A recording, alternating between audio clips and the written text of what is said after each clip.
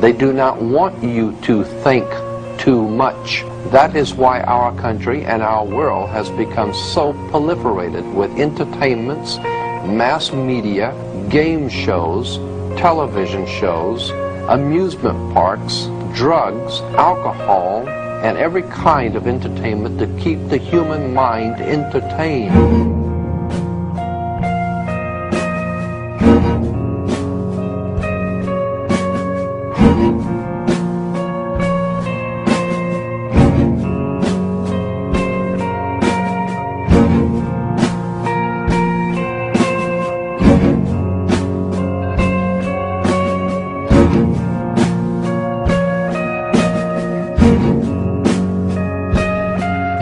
In order to eliminate this threat and to achieve their objective, the Masons have set about the boldest plan ever devised: the complete control of every aspect of human life, your life. And the weapons they are using against you are in your very homes, entertaining you and your children, and gradually indoctrinating you without you even realizing. In today's society, people are spending more and more time engaged with modern media. These media play a significant role in providing the basis for determining an individual's view of the world, but the goal is the same: to impose their beliefs, their ideology and their objectives on you in such a way that you begin to think of your own. We are being hypnotized by people like this. The greatest hypnotist on planet Earth is a oblong box in the corner of the room. It is constantly telling us what to believe is real. We're being programmed to see the world in a certain way.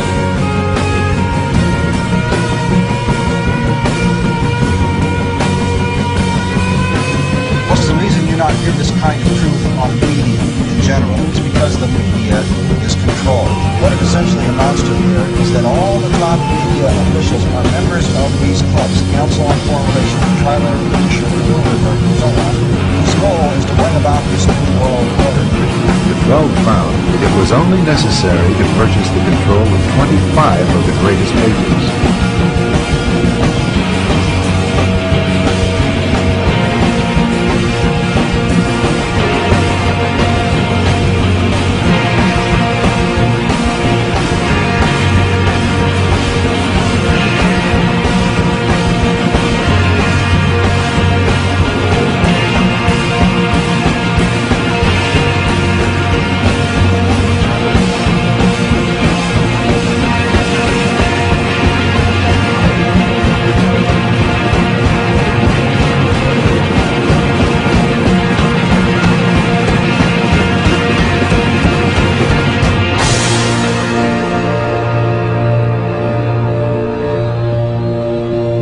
There are certain people that do watch like the news, which I think is rubbish as well, because it's just empty. I mean, there's a book called Watching TV News by Neil Postman.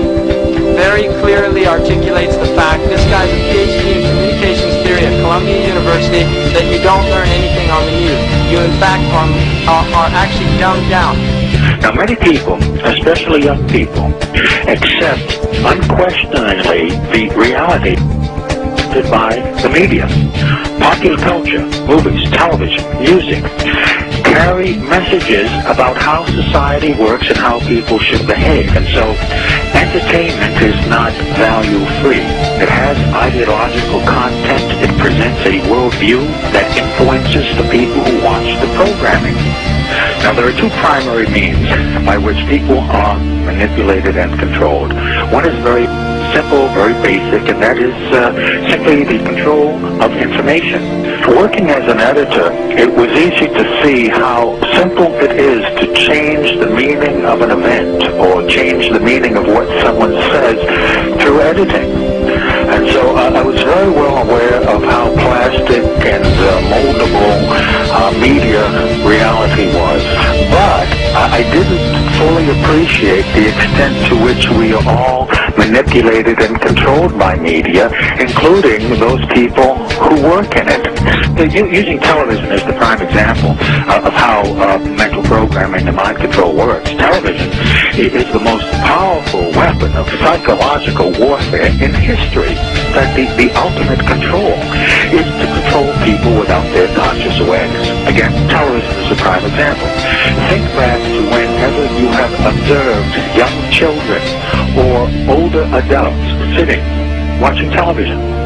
They have this glassy-eyed, vacant look in their eyes because they are in a trance state, in a hypnotic state of mind. We don't see it consciously, but subconsciously, the repeating visual pattern of the flicker induces the trance state. And that's the basic principle behind hypnotic programming, is that you get the subject to focus the attention of the conscious mind on one of the five senses. So in the case of watching television, we're talking about the sense of sight and the flickering image. In the case of sound, any repeating sound pattern will induce the trance state. Now, why this is important is that we are more suggestible to mental programming during this state of mind than at any other time. We're very vulnerable to manipulation at this time because the first order of business for a propagandist or an advertiser is to create the circumstances that will induce a state of mind that is favorable to the reception of their message. And that state of mind is the hypnotic state of mind, making television extremely important in this whole process of creating a unified mindset among the entire population.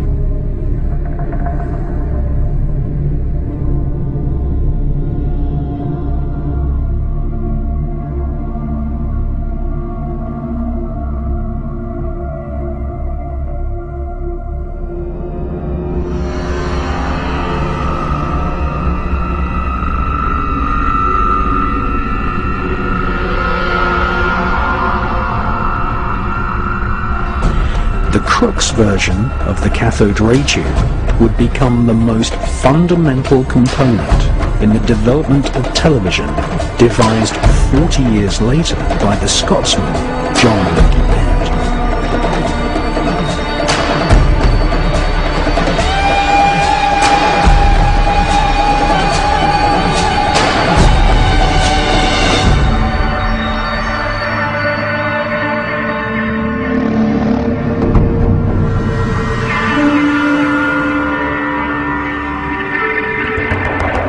The Maltese cross is an ancient emblem used by magicians, Kabbalists, royal Satanists, Nazis, and the infamous American Phi Beta Kappa secret society. Crookes managed to project a shadowy image at the other end of the cathode ray tube, which was the first ever electrically created image known to man.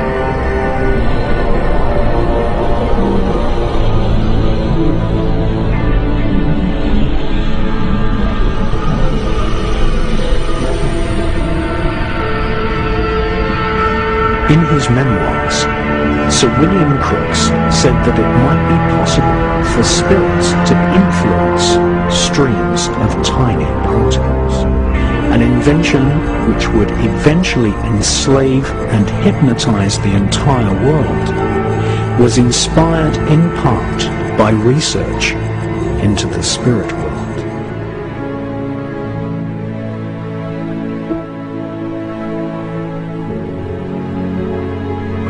Because the only truth you know is what you get over this tube. Right now, there is an entire generation that never knew anything that didn't come out of this tube. This tube is the gospel, the ultimate revelation. This tube can make or break presidents, pope, prime ministers. This tube is the most awesome goddamn force in the whole godless world. And woe is us if it ever falls into the hands of the wrong people. We deal in illusions, man. None of it is true. But you people sit there day after day, night after night, all ages, colors, creed. We're all you know. You're beginning to believe the illusions we're spinning here. You're beginning to think that the tube is reality and that your own lives are unreal. You do whatever the tube tells you. You dress like the tube. You eat like the tube. You raise your children like the tube. You even think like the tube.